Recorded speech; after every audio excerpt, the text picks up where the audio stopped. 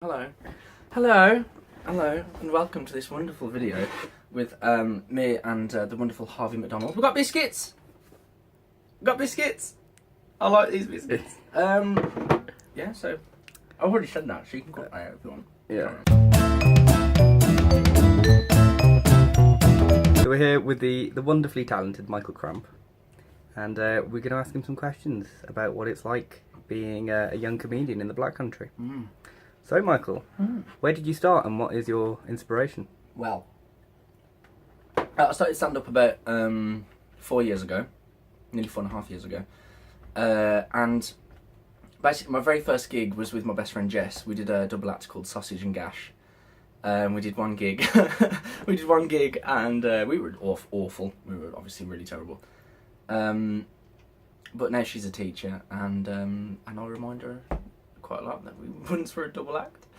And then a few months later, I did a gig on my own at the same place, the Roadhouse in Sturchley, and kind of just started from there really.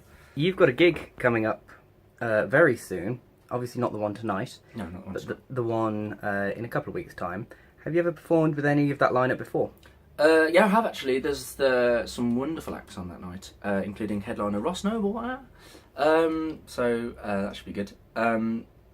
Darren Harriott, I've gigged with him once, but I've not really spoken to him, but he's excellent. And Johnny Cole, who I know, I've had some beers with him and stuff in the past. He's ace. Musical comedy and stuff. So, who else is on? I don't know. I mean, I could look, but I'd have to put the camera down. Stuff. So there's me, Darren, Johnny, and Ross Noble. I think that's it. And Wayne Bees is hosting. He's cool as well. So, what's your writing process for comedy? Writing. Basically, if I think of something saft or funny, I'll just usually when I'm on the toilet, I'll start giggling to myself. My housemates think I'm absolutely mad. So I'll write it down, and then I'll ask my friends. My friends are, all into comedy and stuff. So I'll say, "What do you think of this?" And they're all very honest, a bit too honest sometimes. And I'll say, "What do you think of this?" And if they laugh, then I'll try it out on stage. And if they don't, I'll still try it on stage because I don't care for their opinion, to be honest. I listen, yeah. Oh, yes. Sorry, so if you're watching this, friends, Grania, Jess, Tin, and I didn't really give a what you think. So I do really. I'm just joking. I'm making jokes. Come to the gig. What else are you doing at the moment, and what are your plans for the future? I'm currently at East 15 Acting School in Essex, and I've got another 3 years left there. It's going really well. It's really fun. And I'm gigging in London and stuff, because I'm quite close to London on the tube.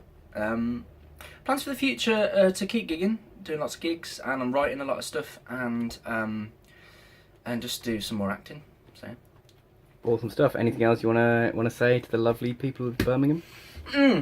Yeah, I want you to know, right, that I might have ditched you for Essex/London, right, because it is cool, but my heart will always be in the Black Country, right, and other parts of me will stay in the Black Country too.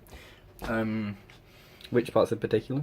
I think you know, Harvey, you know. No, but I do miss the Black Country sometimes. I'm being really rude here. Let me say that again without a mouthful of dry rich tea biscuits. I'm going to screenshot that. Don't do that. Turn it into a gift. My dad's so proud of me. He's coming to the gig tonight, actually. It's the first gig he's ever seen. It's been the first gig he's ever seen, so touch wood, I won't die on my arse. And are you planning on changing it up because your dad's there, or any jokes that you aren't going to tell because your dad's there? No, I'm going to do them all. They're all mostly about him, and I think he deserves to hear all of them. Have you ever died on your ass before? Oh, yeah. Oh, yes. Especially when I first started, it was like horrific. I'd go on stage and people would just be like... Once, I had a heckle, I was on stage, and it was a really rough gig, and which was awful. And I was on stage and somebody just went, "Mate, have you got AIDS?" I can't remember what I said. I think it was something really like, "Yeah, and I caught it from your dad," or something like that. Like, I don't think he knew who his dad was, to be honest. Well, it's the first time this old lady comes in. Everyone in Broadhill's got the same fucking look.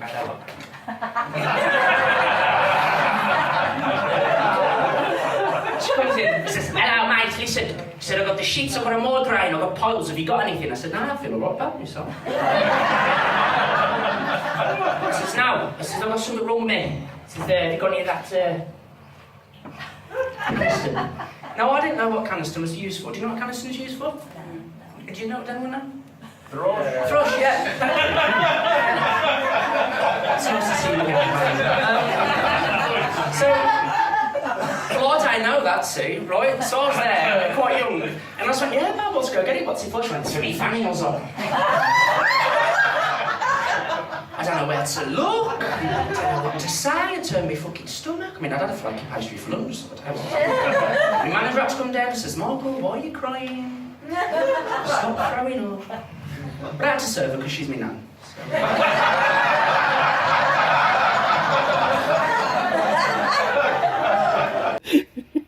I'm struggling to hold this camera. All right. Well, thank you for chatting with us. Thank you. Yeah. And thank you for enjoying all these biscuits as well. Come to the gig. You don't even make me a cup of tea, right? Just give me some water. I'll have you know I did make a cup of tea. I made the cup of tea, right? You spilt all the hot water all over my work surfaces, and then there was barely any left for me. You said you didn't want a cup of tea. No, I didn't, and then I saw the tea you'd made, and I did. I'm allowed to change. I'm a human being. Barely. Right, yeah, I know, right?